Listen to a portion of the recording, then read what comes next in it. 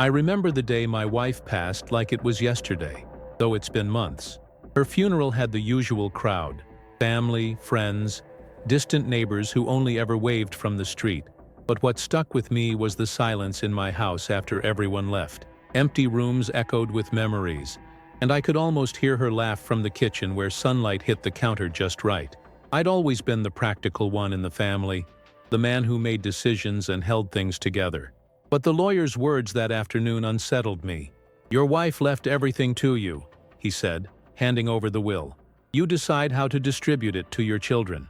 I looked down at the crisp papers, feeling a rush of responsibility. And then an idea, reckless and sharp, cut through me. What if I tested them?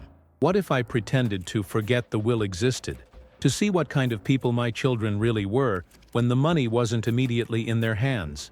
I told myself it was curiosity, maybe even a lesson in character. At first it felt harmless. I smiled, played the part of the grieving husband distracted by the enormity of loss. I left the will tucked away in the safe, whispered excuses about needing time to think whenever they asked. My children, Avery and Marcus, looked disappointed but polite. I chuckled to myself, imagining the surprise on their faces when I finally revealed the truth. But I didn't account for how fast impatience could turn into something darker. Days turned into weeks, and the facade became a quiet experiment. Avery and Marcus came by often, ostensibly to check on me, but I noticed the glances they exchanged when I mentioned sorting things out later. They asked about the will less and less, as if they were calculating how long I'd keep them waiting. One evening, I caught Marcus lingering by the stairs, his phone in hand, muttering under his breath. I pretended not to notice, sipping my coffee and watching the sunlight fade from the living room. Avery, on the other hand, kept her smile too tight, nodding politely at every word, but her eyes were sharp, predicting, assessing. It made my skin crawl a little, realizing my plan had already stirred something I didn't fully understand. I started leaving small clues, subtle mentions of accounts, investments, and family heirlooms. Every word was a test, and every reaction was logged in my mind. Avery's eyes would flicker with greed for just a second before she controlled herself. Marcus's voice would tighten when I spoke of antiques and savings, as if each dollar was a weight pressing down on him. I felt a strange thrill, a dangerous pride, believing I was in control. But the first cracks appeared when one night I returned from a short drive to find the living room turned upside down. Drawers pulled open, files scattered. My heart pounded, but I told myself it was curiosity, nothing more. They were just children testing their father. Except I realized too late, children aren't predictable. The tension in the house was thick enough to taste, like dust in the sunlight. Avery and Marcus were no longer subtle. They stopped waiting politely outside my office or sitting in the kitchen with restrained smiles. Now they barged into rooms, rifled through papers, and asked pointed questions that cut deeper than I expected. One morning I came downstairs to find Avery at the dining table, her laptop open, her fingers flying over the keys. "Dad," she said without looking up, "do you remember how much Mom left in the accounts?" I felt a flicker of annoyance. I'd been playing a game, and here she was trying to cheat it. I smiled, leaning against the doorway. "I don't recall, honey. I'll figure it out soon enough." She slammed the laptop shut and gave me a glare that made me hesitate. There was something in her eyes, a cold impatience that hadn't been there when she was a child. Marcus entered behind her, arms crossed, nodding as if to reinforce some silent alliance. "You're just stalling, Dad," he said. "Why not be straight with us?" I shrugged. "Some things take time." I thought I could handle their impatience, but the undercurrent of resentment was growing faster than I anticipated. I noticed small changes. My groceries went missing, my favorite chair was rearranged, and sometimes personal items weren't where I left them. I blamed my memory at first. It had been decades since I'd felt this frail, but deep down, I knew what was happening. Then came the day I lost track of myself entirely. A small accident in the kitchen, a head bump I didn't think much of at first, and suddenly the memories of the past few weeks, my careful tests, the will, even my wife's face, blurred into a fog. I found myself wandering the house, unsure of why I was there or what day it was. Avery and Marcus didn't panic. They didn't comfort me. They moved swiftly, quietly, as if rehearsing this exact moment for months. The next morning, the lawyer called. He didn't ask about the will. He asked if I'd considered a nursing facility. I laughed at first, thinking it was a misunderstanding. But when I saw the determined looks on Avery and Marcus's faces, I realized it wasn't a mistake at all. They had been waiting for this. In a week, I was packed into a small room with sterile white walls and the faint smell of antiseptic, my independence stripped in silence. For the first time in my life, I felt powerless. The first morning in the nursing home, sunlight filtered through the blinds, painting stripes across the floor that felt more like prison bars than warmth. The smell of disinfectant was everywhere, and the constant murmur of the staff and residents pressed against my mind like a dull weight. I sat in my narrow bed, staring at the walls, trying to remember why I was here, why my house felt empty, and why the silence of my own children had replaced the laughter I used to hear. They came to visit, of course. Avery and Marcus, smiling with that same polished charm I'd once trusted. They brought flowers I didn't even like, and joked about how relaxing this would be for me. Their words were syrupy, coated with affection, but I could see through it. Every glance, every small adjustment to the papers on the desk, or the food on the tray, was calculated. They were testing me now, in reverse, seeing how I'd react when I had nothing left to control. At first I felt the weight of despair. Memories slipped through my fingers like sand, and simple tasks, a cup of tea, opening a letter, remembering a phone number, felt monumental. The staff treated me kindly, but their smiles were perfunctory, professional, like they knew the rules, but not the story. I realized that losing my memory was more than losing the will. It was losing the armor I had always carried, the sharp mind that had guided every decision in my life. But then something stirred inside me, a quiet ember that refused to die. I wasn't going to let myself become invisible. I watched the staff, watched my children, and I began to learn the rhythms of this place, the timing of meals, the small habits of the nurses, the weaknesses in the routines. I started to remember things slowly, bit by bit. My mind wasn't gone. It was just trapped in fog, and I could navigate it carefully, like stepping stones across a dark river. I also observed my children with new clarity. Avery fussed too much over appearances, always checking mirrors and the angle of her hair. Marcus had a habit of tapping his foot when he thought no one was watching, a rhythm I would later use to my advantage. Their confidence, which had felt like power in the house, now seemed fragile, reliant on my compliance. I realized they had underestimated me, and that mistake would be my key. Weeks passed. My memory returned in flashes. I could recall fragments of the will, details of investments, the hidden safe behind the painting in the study. I remembered my wife's voice, calm and resolute, telling me to always protect the family, not just the money. That memory became my anchor. I began small, leaving subtle notes, rearranging my room to test reactions, slipping tiny pieces of information to staff who could be swayed. Each day was a puzzle, a test in reverse. And somewhere in that process, the anger transformed into strategy. I wasn't just a victim of their greed. I was a player in a game they thought they controlled. I began planning, imagining the moment when I would reclaim not just the house, the money, or the will, but my dignity. The nursing home, once a cage, became my training ground. Every conversation, every observation, was a piece of a plan that would turn the tables entirely. By the time the second month rolled around, I had settled into a rhythm that no one suspected. To the staff and residents, I was just another man in a recliner, quietly observing the world as it passed by. But in reality, I was recalibrating everything. Every conversation, every footstep outside my door, every glance from Avery or Marcus was filed away, analyzed, and assigned meaning. I learned when the nurses' shifts changed, when the maintenance crew arrived, and which staff members could be persuaded to pass along subtle messages. This place had weaknesses, and I intended to exploit everyone. Avery was the first to falter. One morning she brought a basket of fruit and, without realizing it, mentioned a conversation she had with Marcus about the timing of a financial transfer. It was meant to be casual, a show of her control. But to me, it was an open door. I asked a few innocuous questions about bank procedures, feigning forgetfulness, and watched her twitch at every word. She was trying to maintain composure, but small slips of impatience revealed the cracks in her confidence. Marcus was even easier to read. He assumed that my memory was gone entirely, that the man he had pushed into this facility was no longer capable of plotting.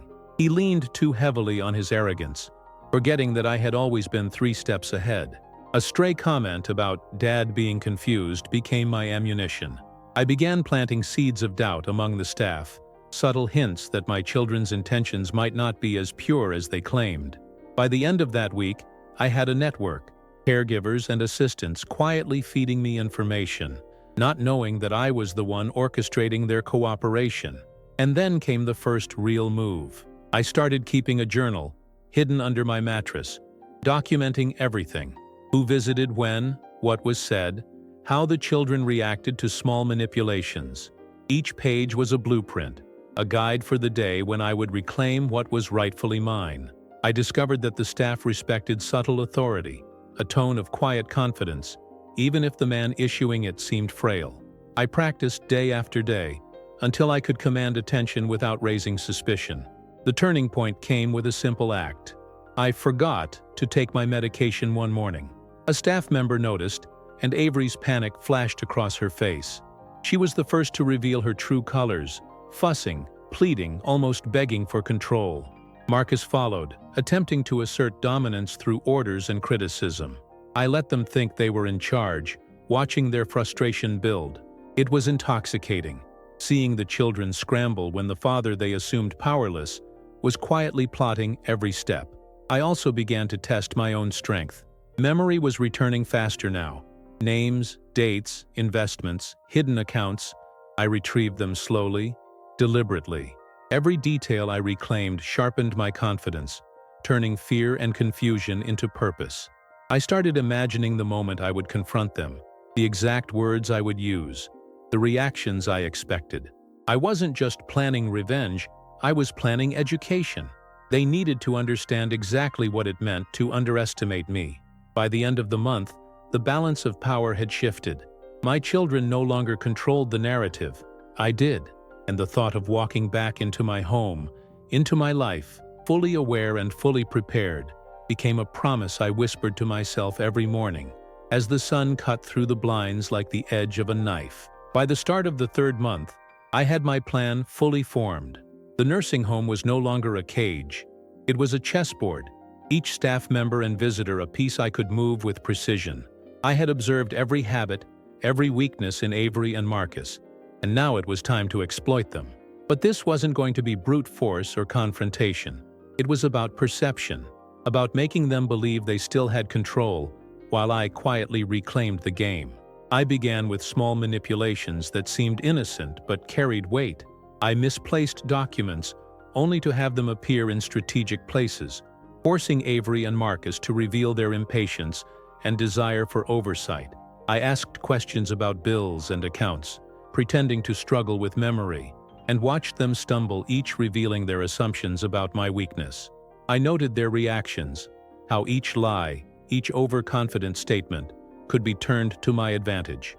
Meanwhile, I strengthened my alliances within the staff. There were aides and nurses who noticed my sharp observation, who respected subtlety and intelligence. To them, I presented myself as the old man regaining confidence, never as someone plotting their children's exposure. They were invaluable, passing me details about visitors, plans, and private conversations. I learned when Marcus left the house in a hurry, when Avery arranged meetings with financial advisors, and when they tried to bypass me entirely. Every piece of information was gold. One afternoon, I executed the first decisive move. I requested a meeting with the facility manager, a formal conversation about my affairs. I spoke calmly, clearly, expressing concern that my children might not have my best interests at heart. Avery's face went pale when she realized I had gone to someone outside their influence. Marcus clenched his fists under the table, trying to mask frustration. I smiled politely, letting the weight of observation and preparation speak louder than words. That evening, I began to send subtle signals to my lawyer, who had always respected my discretion. A phone call, a casual remark about reviewing the will. Nothing too revealing, but enough to start a chain reaction. Avery and Marcus, desperate to maintain control, overreached. They called the lawyer themselves, trying to convince him that I was confused, that my memory loss made me incapable of handling affairs. I let him listen, carefully feeding him details that subtly undermined their credibility. The turning point came when I forgot a minor appointment, a simple meeting with a nurse. They panicked, thinking my memory was failing faster than it had. I let them act, document, and reveal themselves in overreaction. Every misstep was recorded in my journal, every slip of greed catalogued. I had created the perfect storm. My children were exposing themselves as impatient, impulsive, and untrustworthy, while I remained calm, measured, and observant. And through it all, I regained fragments of my life, memories of my wife's laugh, the feel of my favorite chair, the sound of my old car starting in the driveway. I realized that reclaiming the inheritance was about more than money. It was about reclaiming my dignity, my mind, and my family's respect. The real plan wasn't just revenge, it was a lesson in humility, patience, and awareness. By the end of Chapter 6, I was no longer the man who had entered the nursing home in fear and confusion. I was calculating, deliberate, and poised to turn the final corner in a game my children didn't even know they were losing. The first phase of my plan unfolded quietly but with precision. I had learned the rhythm of the nursing home, staff rotations, visiting hours, even the small quirks of my own schedule. Using that knowledge, I began to regain control over the simplest aspects of daily life, each success strengthening my confidence and weakening my children's assumed authority. I started with communication. I wrote letters to the lawyer, carefully worded, reminding him of my intentions and hinting at discrepancies in Avery and Marcus's claims. I never directly accused them, only painted a picture of concern and observation. It wasn't long before he began asking questions, discreetly, about their behavior. One by one, small cracks appeared in their attempts to dominate the situation. Meanwhile, I experimented with my interactions with Avery and Marcus. I feigned forgetfulness about trivial matters, luring them into overconfidence. When Avery suggested moving funds into an account for my safety, I pretended to hesitate, only to smile and note her impatience. Marcus tried to pressure the staff into limiting my involvement, and I played the part of the compliant patient, noting every slip and weakness. By allowing them to overplay their hand, I could gather evidence and set the stage for a full reversal. But the real turning point came when I took control of perception.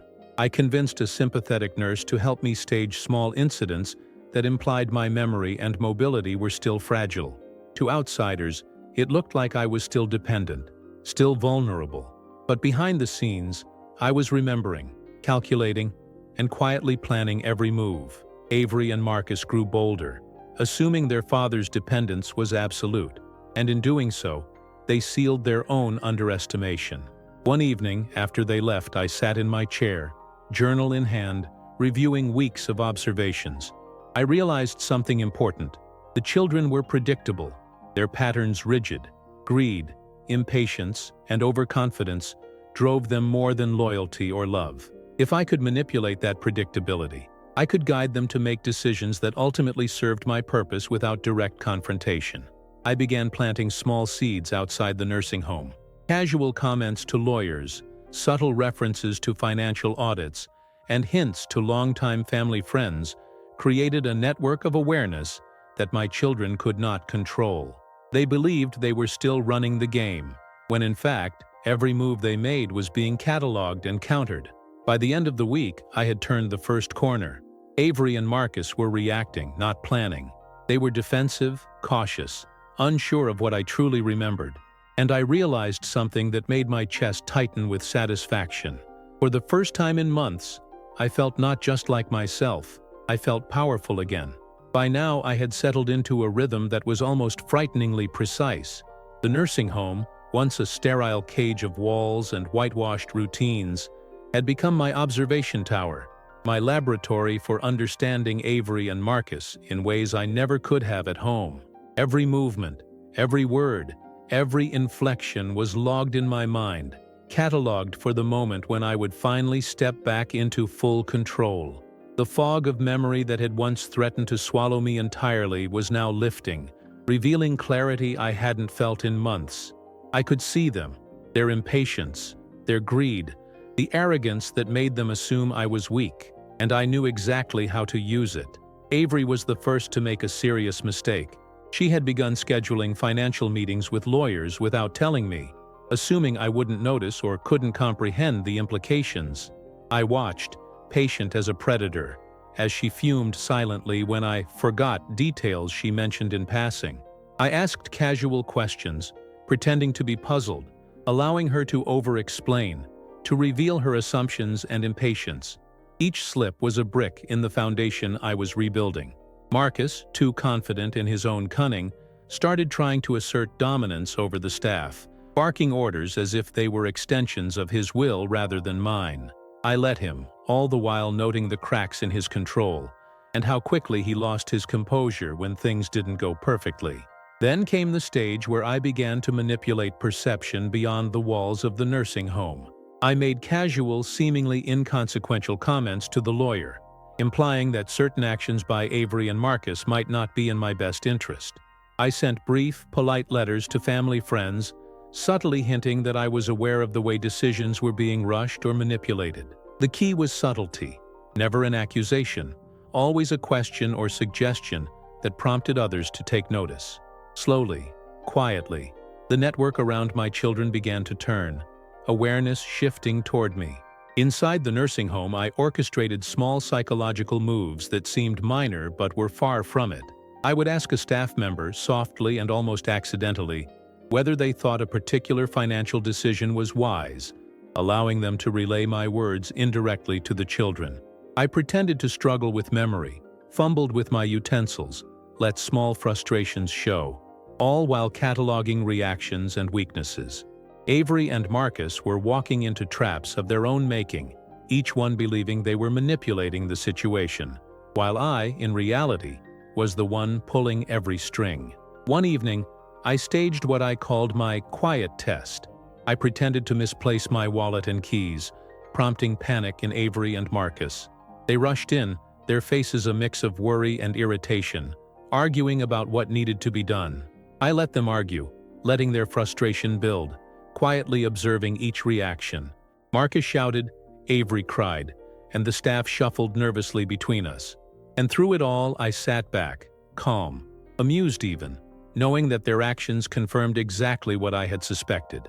Their impatience would be their undoing. The turning point came when I began regaining full memory of the will and the hidden accounts my wife had left in my name. I remembered every detail, the investments, the offshore accounts, the property deeds. With that knowledge, I could move decisively and legally.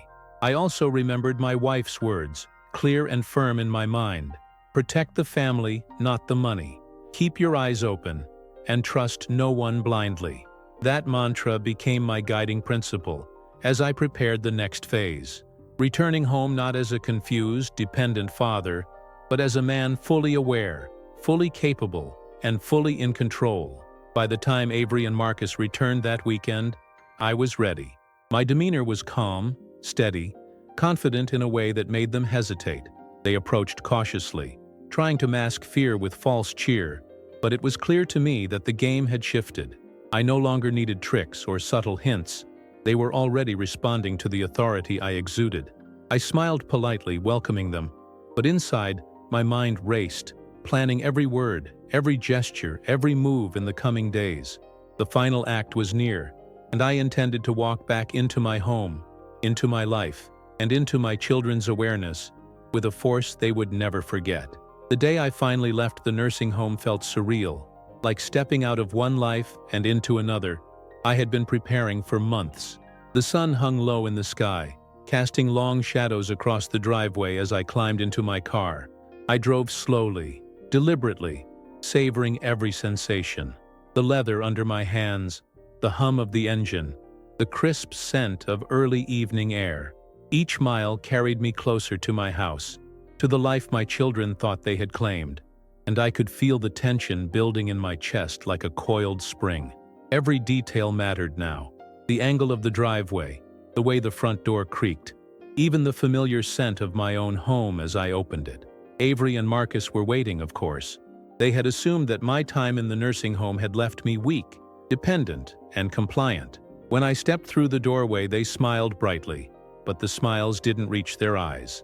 I had seen that look before, back when I had caught them sneaking into my study as children, thinking I was unaware. I could almost hear the wheels turning in their heads as they tried to calculate how much control they still had. I let them believe they had some advantage, giving a measured nod and a slow smile, letting my calm demeanor speak volumes. The first thing I did was walk straight to my study. The room was exactly as I had left it, a few papers out of place, but nothing substantial had been touched. I ran my fingers over the desk, recalling every account, every investment, every property my wife had entrusted to me. My children followed, hovering nervously at the doorway, trying to maintain an air of control. I pretended to fumble with a file, as if unsure of the contents, allowing them to exchange whispers and anxious glances. Each small gesture was part of the performance, a deliberate psychological play designed to provoke, unsettle, and reveal. Avery was the first to make a misstep. She suggested transferring some of the funds into a joint account for ease of management, her voice tight with forced cheerfulness. Marcus jumped in immediately, trying to assert himself, suggesting changes to property deeds, assuming that my recent absence had left me uninformed. I leaned back in my chair, allowing them to speak at length, nodding occasionally, never once revealing that I had already anticipated every word. The room was thick with tension, but I controlled the rhythm. Each suggestion they made was noted, filed, and mentally countered. Then I spoke, softly, deliberately, letting the weight of my voice fill the room.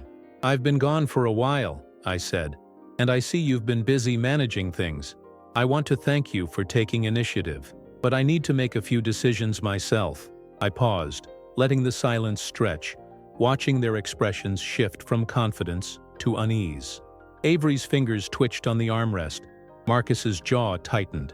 I continued, walking slowly around the desk, examining each paper as if rediscovering them. It's important that we approach this carefully. I've reviewed the accounts, the properties, everything, and I intend to manage them as I see fit, with the family's best interest in mind. The effect was immediate. Avery tried to interrupt. Marcus attempted to argue, but I raised a hand, calm and firm, and they stopped. I had learned that authority isn't just about force, it's about presence, timing, and the quiet confidence that comes from knowing every detail your opponent doesn't expect you to know. I began laying out my plan for the management of the estate, describing financial strategies, charitable donations, and long-term investments. I could see the panic flicker across their faces. Every overconfident move they had made during my absence now revealed their lack of preparation. And then I delivered the subtle blow. "I noticed some discrepancies during my time away," I said, voice steady. "Some decisions that were made in my absence. Nothing irreparable, but enough that I needed to step in personally." Avery and Marcus exchanged glances, a silent admission that their actions had been noticed, catalogued, and understood. The weight of months of manipulation, observation, and planning culminated in that moment. They realized that their father, whom they had underestimated, had returned not just intact, but stronger, sharper, and fully in control. From there, I moved to practical measures, guiding the children through corrections to the accounts, realigning property titles, and redistributing funds according to my original intentions. Each correction was deliberate, public, and undeniable. I didn't shout, I didn't demand. They complied, realizing too late that their attempts at dominance had only strengthened my authority. By the end of the day, the house was once again under my control, my decisions respected, and my children's overconfidence thoroughly dismantled. As I sat in my study that evening, the sun sinking behind the trees, I felt a profound sense of victory. This wasn't about money alone. It was about dignity, respect, and the reclaiming of authority I had temporarily lost. Avery and Marcus had learned in their own way that underestimating their father was a mistake they would not soon forget. And as I poured myself a glass of whiskey, savoring the warmth and the silence, I realized that the true inheritance my wife had left me wasn't just wealth. It was the knowledge, resilience, and clarity to protect it, even when the world seemed determined to strip it away. The days following my return home were nothing short of transformative. The house, once a battleground of silent tension, slowly returned to a place where my presence set the rhythm. The walls that had seemed to echo my absence were now alive with the authority I carried, not loud or angry, but calm, deliberate, and undeniable. Avery and Marcus were still there, hovering in corners, unsure of how much independence they could exercise without overstepping. Their previous arrogance had been replaced with caution, a careful recalibration of behavior that spoke volumes. I began the process of reshaping the family dynamics gently but firmly. Each morning I walked through the house, attending to daily routines with precise attention. Breakfast was organized, accounts were reviewed, and small conversations about life outside the estate were initiated. I asked questions, simple, seemingly casual, but each carried layers of observation.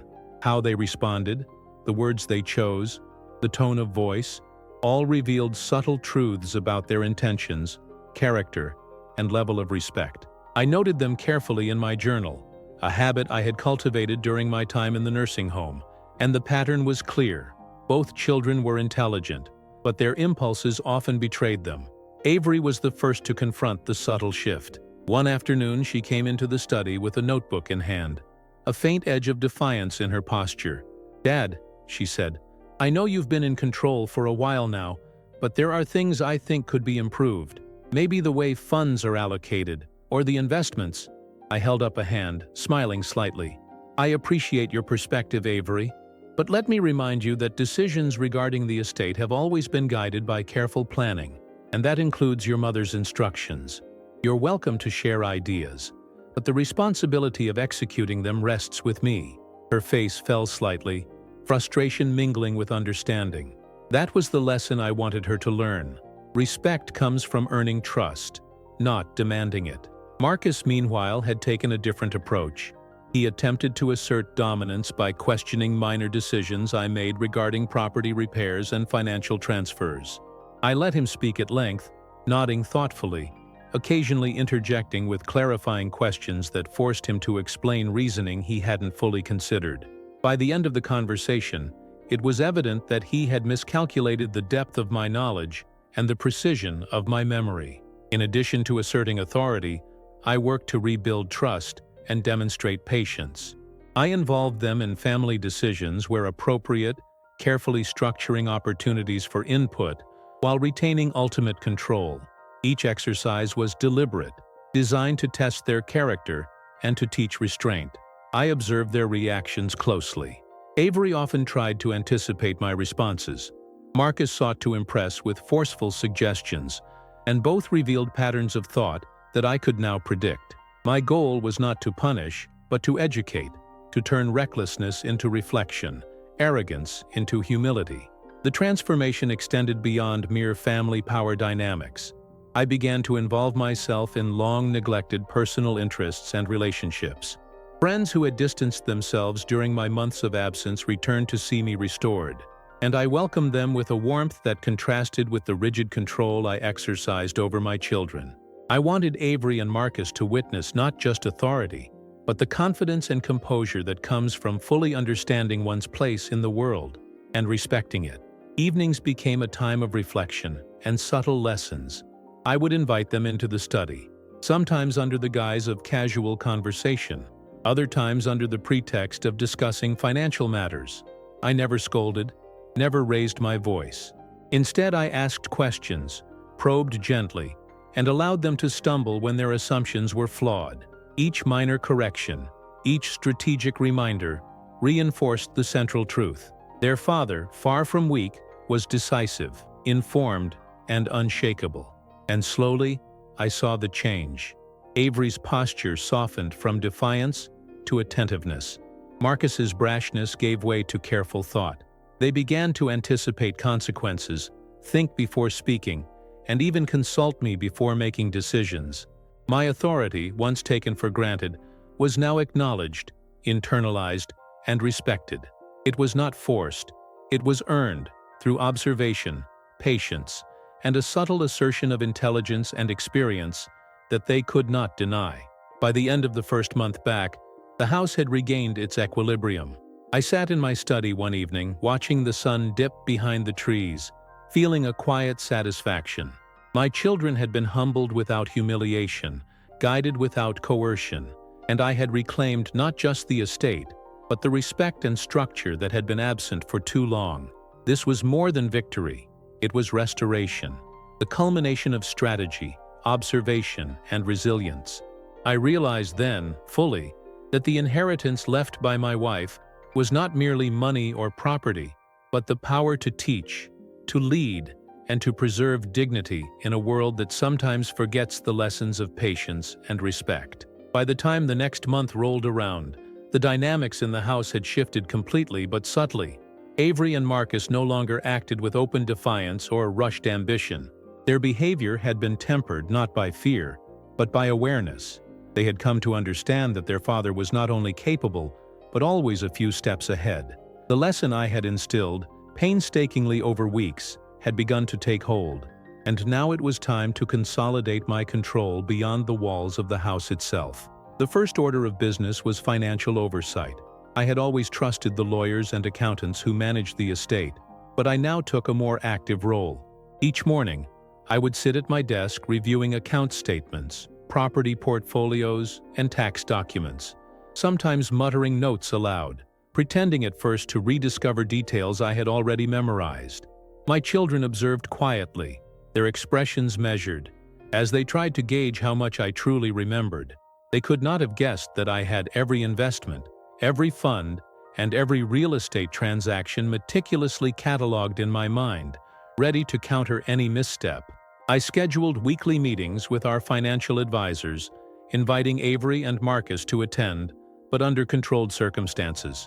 The goal was to teach them how decisions should be made, how to think strategically, and most importantly, how to respect process and hierarchy. At first they were cautious, offering suggestions tentatively, aware that any rash move could be quietly countered. I encouraged their input selectively, asking questions that prompted careful thought and reasoning. Every time they stumbled, I gently corrected, never shaming them, but reinforcing that respect and patience were more valuable than impulsive ambition. Simultaneously, I expanded my influence socially. Friends, colleagues, and distant relatives who had worried about my absence were drawn back into the fold. I hosted small dinners and gatherings in the home, always with Avery and Marcus present, though often under subtle observation. Each interaction was an opportunity to teach them decorum, to show them how to navigate social dynamics, and to observe their tendencies when under scrutiny. Avery, ever polished, struggled with authenticity in these settings, while Marcus's brashness often needed tempering. I gently guided both, demonstrating tact and poise, while allowing them to participate, always reinforcing the lessons through experience rather than instruction. At the same time, I began to strategically reclaim control over decisions they had attempted to influence in my absence. One example involved the renovation of a property in town. Avery and Marcus had made plans without consulting me, confident that my temporary incapacity allowed them to proceed unchecked. I listened to their presentations patiently, taking notes, and then asked a series of questions, probing about costs, timelines, contractors, and contingencies. Their responses were hesitant, faltering under scrutiny. I outlined a plan of my own, one that incorporated their ideas selectively but emphasized my final authority. By the end of the discussion, they had not only deferred to my judgment, but had begun to internalize the need for proper planning, foresight, and consultation. Another key aspect of consolidation was communication with the extended network of advisors and staff I had cultivated during my nursing home period. I maintained discreet conversations with lawyers, accountants, and even a few sympathetic nurses who had become allies. Each interaction allowed me to monitor the flow of information, ensuring that no decisions were being made without my awareness. Avery and Marcus, confident in their assumed independence, were unaware that every email, call, and document was being observed, assessed, and often preemptively managed. My influence stretched far beyond the house, encompassing the very systems they thought they controlled. Perhaps most importantly, I began to guide them in developing patience and humility. I created small exercises, decision-making scenarios, hypothetical disputes, or financial exercises that forced them to think critically rather than react impulsively. Avery, who had relied on instinct and charm, learned to consider consequences before speaking. Marcus, who often sought control through confidence and bluster, learned the value of listening and strategy. I provided feedback subtly, framing lessons as collaborative problem-solving rather than correction. Slowly, the children began to internalize the principles I had been teaching, and their respect for my authority grew organically. By the end of the month, the balance was undeniable. Avery and Marcus had regained some confidence, yes, but it was tempered, guided, and aligned with the framework I had established. The estate was secure, my authority unquestioned, and the family structure restored with dignity. I had turned what could have been betrayal and loss into a masterclass in observation, patience, and strategic control. My wife's inheritance, which had seemed to attract division, had become the vehicle through which I reclaimed not only material wealth, but also familial harmony and respect. Sitting in my study one evening, overlooking the quiet grounds of the estate, I reflected on the months that had passed. The nursing home, the manipulation, the observation, the subtle games, all of it had led to this moment. I had not only outmaneuvered my children but had shaped them into more thoughtful, respectful adults. And I realized, fully, that the real victory was not in wealth or dominance. It was in the restoration of dignity, the mastery of patience, and the quiet, unshakable knowledge that the man who had been underestimated would always remain in command. With the estate firmly back under my control, and my children slowly learning the boundaries of respect, I realized it was time to focus on the long-term stability of the family and the legacy my wife had entrusted to me. Wealth and property could be managed, but character and responsibility required careful cultivation. The events of the past months had revealed not only their flaws, but also their potential. Avery and Marcus were intelligent, resourceful, and capable, but only if guided, tested, and occasionally humbled. My task now was to ensure that the lessons they had learned would take root. I began with deliberate family meetings, structured as collaborative discussions but designed to reveal patterns of thought, patience, and judgment. We sat around the dining table, documents and reports spread before us, and I asked questions that seemed simple, but required careful reasoning. Avery and Marcus would answer, often confidently at first, and I would respond with subtle probing, asking for clarifications, alternatives, and potential consequences. Some days, I would gently challenge them, not to belittle, but to force reflection. With each session, I observed their growth, or lack thereof, and adjusted my approach accordingly. One afternoon, I introduced what I called scenario planning. I presented hypothetical crises, a sudden market drop affecting investments, an unexpected property repair, or a minor legal dispute. Avery's initial response was to panic, Marcus's to assert control aggressively. I allowed them to act within these simulations, but each choice had consequences I revealed afterward, highlighting mistakes and reinforcing thoughtful approaches. Slowly, they learned the value of measured decision-making, the importance of humility, and the necessity of consulting the family before acting on impulse. At the same time, I worked on strengthening relationships outside the estate. I involved trusted friends, financial advisors, and community members in small initiatives, ensuring that Avery and Marcus saw the network of support and accountability surrounding the family. They began to realize that authority was not merely a title, but a combination of knowledge, experience, and strategic alliances. Watching their confidence grow in measured ways, I felt a quiet satisfaction. I was shaping them not by domination, but by example and guided challenge. Social situations became another arena for subtle teaching. I invited them to events where they had to represent the family, make decisions under observation, and navigate interpersonal dynamics.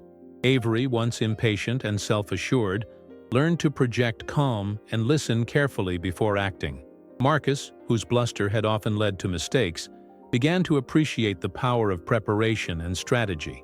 In every interaction, I provided guidance, sometimes overtly, often subtly, ensuring that lessons extended beyond finances and authority into character and maturity. Meanwhile, I maintained careful oversight of the estate's operations. I reviewed accounts, monitored investments, and handled communications with precision.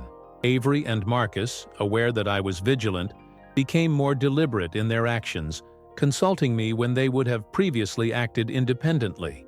The shift in family dynamics was profound. Respect had replaced fear, collaboration had replaced arrogance, and a sense of shared purpose began to emerge. My authority was unquestioned, but it was now reinforced by demonstrated competence rather than intimidation. There were moments of testing, of course. Avery occasionally slipped into old habits, attempting to anticipate my responses or push for unilateral action. Marcus sometimes reverted to brashness, impatient with process. In those instances, I allowed small missteps, using them as teaching moments. I never shamed, never reacted with anger, only asked questions and guided reflection. Over time, both began to internalize the lessons. Decisions carried weight, impatience had consequences, and respect was earned, not assumed. I also took care to honor my wife's memory in all these efforts. Her values, integrity, foresight, and responsibility, were the foundation upon which the estate rested. I shared stories, recounted her principles, and reminded the children that the wealth they inherited came with obligations, not just privileges. This reinforced both the moral and practical framework for their growth, ensuring that her vision would endure. By the end of the month, the family had evolved in ways that were almost imperceptible but deeply significant. Avery and Marcus were no longer the children who had attempted to seize control. They were thoughtful, deliberate, and increasingly confident in ways that aligned with the family's values and long-term stability. My presence was no longer merely commanding, it was guiding, shaping, and safeguarding the legacy that had been entrusted to me. As I sat in my study, reviewing documents for the week, I realized that the true victory was not in reclaiming the estate or asserting authority.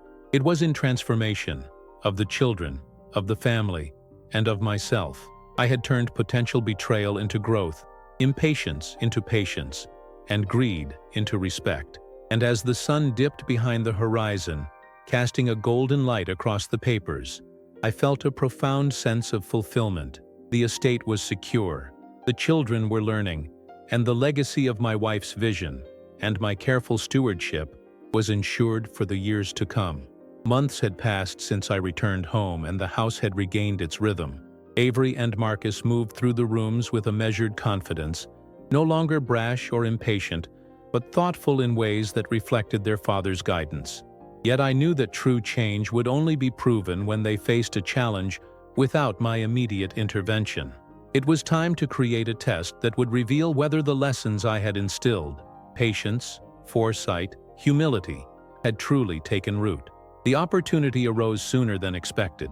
One morning, a letter arrived from the city council, detailing unexpected property taxes and a minor dispute regarding one of the rental properties I had inherited. The situation required swift but careful management, deadlines, negotiations, and strategic financial adjustments. I called Avery and Marcus into the study, laying out the scenario without offering immediate solutions. "Here's the situation," I said calmly. "I want to see how you would handle this. Consider all options, think carefully, and propose a plan." Avery hesitated at first, flipping through her notebook and taking notes, but she no longer acted in haste.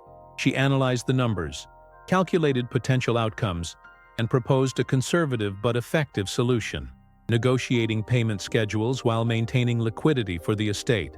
Marcus followed, initially more confident, but he adapted quickly, suggesting contingencies and risk mitigation strategies. I watched them, silent, observing every interaction. This was not just a financial test, it was a test of character, of how well they had absorbed lessons in strategy, patience, and humility. I challenged them further. I introduced a complicating factor: One of the tenants had disputes that required careful handling, and a minor legal oversight could escalate quickly. Avery and Marcus immediately collaborated, consulting one another, and then sought my advice, not to direct them, but to confirm their reasoning. Their proposal balanced assertiveness with tact, demonstrating that they had internalized the principles I had been teaching. The pride I felt was tempered by satisfaction. They were learning to act with foresight rather than impulse. Over the next several days, they executed the plan almost entirely on their own, consulting me only when absolutely necessary. I observed from a distance, allowing them autonomy while keeping subtle oversight. Their actions were deliberate, coordinated, and careful, an almost complete reversal from the impulsive, impatient children who had tried to manipulate me months earlier. They had transformed not into perfect adults, but into thoughtful, responsible individuals, capable of handling real-world challenges. During this process, I also tested their ethical judgment. I presented scenarios with tempting shortcuts, small opportunities for personal gain that would have benefited them individually, but compromised the estate. Both Avery and Marcus rejected these paths, reasoning through consequences and aligning decisions with both family values and long-term stability. I noted every word, every hesitation, every justification. It was proof that the lessons had not only been heard, but internalized. What struck me most was the subtle shift in their demeanor. Avery's confidence was no longer abrasive. It was measured, grounded in knowledge and careful thought. Marcus's assertiveness had been tempered by strategy and foresight. Neither attempted to dominate, manipulate, or assume authority prematurely. They acted in consultation and with respect for the process. I realized that what had begun as a plan to reclaim my home and estate had evolved into something far more significant, shaping my children into capable, ethical adults. At the conclusion of the test, I gathered them in the study. The letter from the council and the finalized plans spread before us. "You handled this remarkably well," I said, smiling, letting the weight of my words linger. "I could not be more pleased with the thought, care, and judgment you showed. This is how responsibility is exercised, not through haste, arrogance, or impatience, but through deliberate action and respect for those around you." Avery and Marcus exchanged glances, a mixture of relief and quiet pride evident in their expressions. In that moment, I felt the full measure of satisfaction.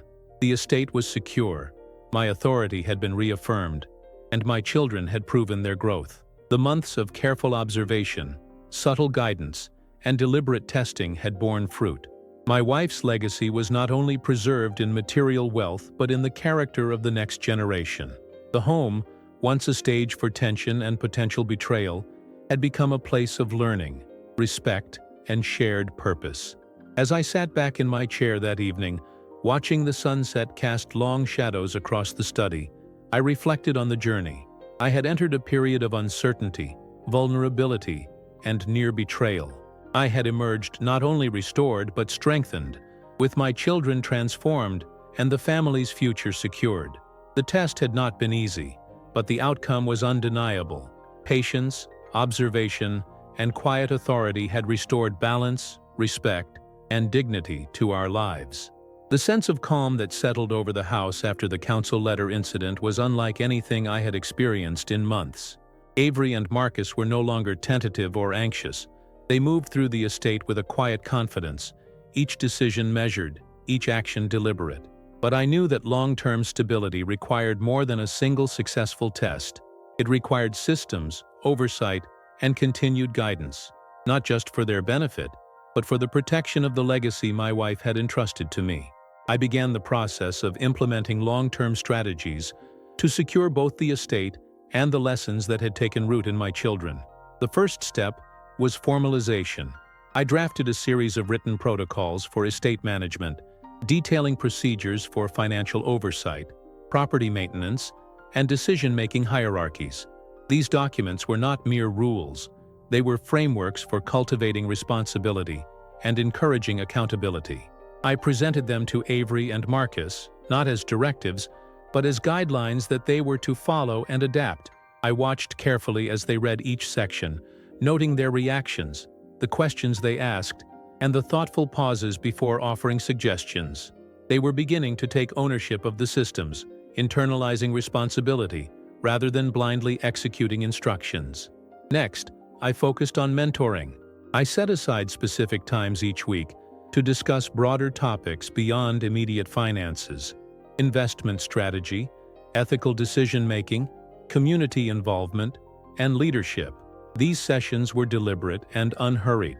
I asked questions designed to provoke analysis and reflection, allowing them to arrive at conclusions themselves while gently guiding where necessary. Avery began to anticipate questions, offering insights and proposals without prompting. Marcus, initially more reactive, learned to weigh outcomes and articulate reasoning. The transformation was clear. They were evolving from children who had attempted to seize control into adults capable of exercising it thoughtfully. I also introduced collaborative projects that required cooperation and negotiation.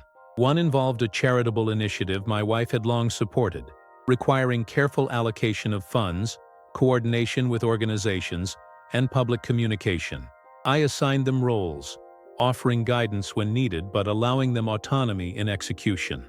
Watching them navigate challenges, communicate with external partners, and manage responsibilities without constant oversight, I felt a quiet pride. The lessons were translating into tangible actions, demonstrating that authority coupled with guidance could produce both competence and confidence. Simultaneously, I maintained careful oversight of all financial and legal matters. Every account, every property, every investment was reviewed regularly. I did not micromanage, but I remained fully informed, ensuring that no action was taken without my awareness. Avery and Marcus respected this arrangement, consulting me as needed, and over time, they began to see the value in transparency, diligence, and planning. My presence was not a threat, but a stabilizing influence, a reminder that responsibility carried weight and consequences. I also emphasized character development. I observed them in social and professional contexts, noting their interactions, decisions, and responses to unexpected situations. I provided subtle feedback, reinforcing humility, patience, and foresight. Small mistakes became teaching moments, corrected without embarrassment, allowing them to internalize lessons rather than fear failure. I realized that leadership was not merely about authority, it was about cultivating wisdom, self-awareness, and ethical judgment. To further consolidate stability, I created a system of checks and balances. Regular family meetings, quarterly reviews of accounts, and collaborative decision-making processes became the norm. These structures ensured that Avery and Marcus had opportunities to exercise initiative, make mistakes, and learn, all under a framework that promoted accountability. By embedding these habits into the family routine, I was ensuring that the lessons of the past months would endure, long after I was no longer the sole arbiter of authority. As the weeks passed, I noticed profound changes. Avery spoke with measured confidence, weighing options and considering consequences before acting. Marcus displayed patience and strategic thinking, consulting both his sister and me before making significant decisions. They had internalized the principles I had painstakingly reinforced: respect, foresight, humility, and responsibility. The estate was secure, the family dynamics harmonious, and the lessons of observation and guidance deeply rooted. That evening, I sat in my study, the quiet hum of the house around me. I reflected on the journey, from the loss of my wife, to my children's impatience, to my time in the nursing home, and finally, to the restoration and transformation of both family and estate. The months of strategy, observation, subtle manipulation, and guidance had culminated in a balance that was both sustainable and respectful. I realized that true authority was not asserted through fear or dominance, but earned through patience, wisdom, and deliberate teaching. The house was no longer a place of tension and uncertainty. It was a foundation for growth, responsibility, and legacy. I had not merely reclaimed what was mine. I had strengthened it, expanded it, and ensured that the future of the family would be guided by principles my wife and I valued deeply. And in that quiet moment, I felt the full measure of fulfillment. Wealth, dignity, and family, harmonized through patience, foresight, and unshakable resolve. Just as I began to feel that balance and harmony were fully restored, life reminded me that no victory is permanent without vigilance. One crisp morning, a letter arrived from an old business partner of my wife's, someone who had once trusted her judgment implicitly, but had now grown impatient with the slow resolution of estate matters. The letter suggested a legal challenge, questioning some of the allocations I had made, and implying that Avery and Marcus might be sidelining important decisions. It was subtle, calculated, and designed to provoke uncertainty. I read the letter carefully, savoring the calm it demanded. There was no panic, no urgency, only analysis. I realized immediately that this challenge, minor though it seemed, would test not only my authority, but the judgment and maturity of my children. Were they truly capable of operating within the frameworks I had established, or would they fall back into impulsiveness and arrogance under pressure? This was the ultimate test of the lessons I had imparted over the past months. I gathered Avery and Marcus in the study, presenting the letter as a problem for discussion, rather than an emergency. "We've received a formal inquiry regarding one of the estate allocations," I said, sliding the envelope across the desk. "I want to hear your thoughts on how to handle this, with careful consideration for all parties involved." I watched them closely, noticing first the subtle tension in Avery's posture and the clenched jaw of Marcus. Their initial instincts were still there, the reflex to act quickly and assertively, but they paused, weighing options, analyzing implications, and consulting one another. Avery was the first to propose a response.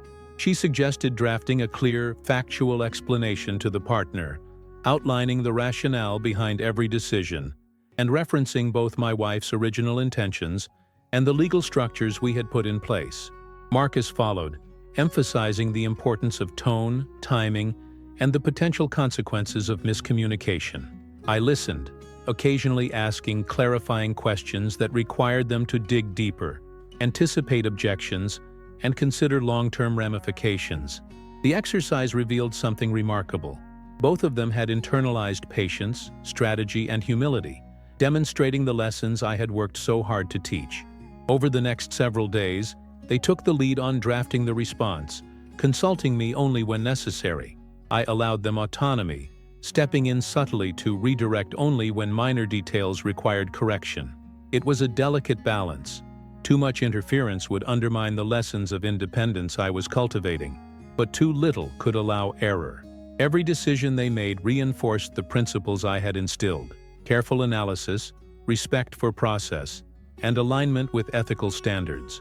By the time the response was sent, I had full confidence in their judgment and in the manner the matter would unfold. During this process, I also observed how they handled stress and pressure. Avery remained focused, systematically addressing each point of concern without letting emotion dictate her choices. Marcus, though initially tense, learned to channel his energy into strategy rather than force, balancing caution with assertiveness. Their growth was evident not only in the quality of their decisions, but in their demeanor, their collaboration, and their capacity to listen, to one another, to me, and to the constraints of the situation. When the response was acknowledged positively by the partner, it was a quiet victory, but a profound one. Avery and Marcus had faced a genuine challenge, one with potential consequences for the estate, and they had risen to meet it with competence, care, and integrity. I felt a deep satisfaction, knowing that the months of guidance, observation, and subtle testing had borne fruit in a way that no manipulation or control could have achieved alone. They had learned not just obedience or compliance, but judgment, patience, and ethical responsibility. That evening, as I sat in my study with the sun dipping behind the horizon, I reflected on the journey from loss, betrayal, and vulnerability to this moment of quiet triumph. The estate was secure, the family dynamics balanced, and the children had proven themselves capable of maintaining both respect and responsibility. The lessons of the past months had crystallized into enduring growth, both for the children and for me, who had navigated the treacherous path from uncertainty to mastery. For the first time in years, I felt a deep and unshakable peace. The house was not only mine again, it was a home, a place of learning, and a foundation for the family's future. My wife's legacy was honored not just in wealth, but in character, judgment, and the ethical stewardship of what she had entrusted to me. And as I leaned back in my chair, the fading light casting long shadows across the study, I realized that victory had been measured not by material reclaiming, but by the restoration of trust, respect, and wisdom across the generations. The house had settled into a rhythm that felt almost sacred, the kind of balance that can only exist after months of careful recalibration. Avery and Marcus moved through it with quiet confidence, their actions measured, their words thoughtful. The tension that had once hung over every conversation, every glance, every decision, had dissolved into mutual respect. The estate was secure, the legacy of my wife preserved, and my authority as both father and steward fully acknowledged, not through fear or dominance, but through competence, patience, and guidance. I spent the morning reviewing accounts in my study, the familiar hum of the house around me. The sunlight streamed through the windows, warming the worn wooden floors and illuminating the papers spread before me. Avery knocked softly before entering, holding a document regarding a minor property adjustment. "Dad, I've reviewed the numbers and prepared a few suggestions," she said, placing the folder on the desk. I nodded, gesturing for her to continue. She explained her reasoning clearly, highlighting potential benefits and risks. I listened, occasionally asking questions that prompted deeper thought, but ultimately approving the approach. Her confidence was tempered with careful analysis, a skill she had honed under my guidance. Marcus followed shortly after, carrying correspondence from a tenant regarding a lease renewal. I drafted a response, outlining the terms and conditions while addressing their concerns, he explained. I examined the document, noting his thoroughness and attention to detail. He had learned the value of measured communication, the importance of foresight, and the weight of ethical responsibility. I nodded approvingly, the satisfaction swelling in my chest. The children had not only learned to respect authority, they had absorbed the principles that guided it. That afternoon, we held a family meeting in the living room. It had become a ritual of sorts, a time for discussion, reflection, and collaborative planning. I guided the conversation with a light touch, posing questions and inviting input without dictating outcomes. Avery and Marcus offered insights, considered options, and evaluated consequences. The energy in the room was markedly different from the early days of my return. There was no defensiveness, no tension, only constructive dialogue. I realized that this was the ultimate measure of success, not control imposed, but understanding internalized. Later, as I walked through the estate, I reflected on the journey that had brought us here. Months ago, I had faced vulnerability, betrayal, and uncertainty. My children had been impatient, greedy, and untested. The estate had been at risk not from external forces, but from those I had hoped to guide. My time in the nursing home, though challenging, had provided the clarity and perspective I needed. Observation, subtle testing, and patient guidance had transformed potential conflict into growth. Avery and Marcus had emerged not only as capable stewards of the estate, but as responsible, thoughtful individuals. In the evening, I sat alone in my study for a moment, the house quiet around me. I thought of my wife, of her foresight and trust in me to protect what she had built. Her voice echoed in my mind, "Protect the family, not the money." I smiled softly, realizing that I had done more than protect assets. I had safeguarded principles, nurtured character, and restored harmony. The house, once a stage for conflict, had become a sanctuary of respect, responsibility, and understanding. Avery and Marcus joined me shortly after, carrying tea and settling into chairs nearby. We spoke quietly, not of finances or estate management, but of life, family, and the small moments that give meaning to our days. There was laughter, gentle teasing, and a shared sense of accomplishment. The foundation of respect and trust was no longer fragile. It had been cemented through experience, observation, and guidance. I could see the subtle pride in their eyes, not just for their achievements, but for the knowledge that they had earned the lessons rather than been forced to obey them. As the sun set behind the horizon, casting warm light across the room, I felt a profound sense of completion. The estate was secure, my children were competent and respectful, and the legacy my wife had entrusted to me would endure. I had navigated betrayal, vulnerability, and near loss with patience, strategy, and careful observation, turning potential chaos into stability and growth. For the first time in months, perhaps years, I felt wholly at peace. The journey had been arduous, filled with moments of doubt, danger, and quiet tension.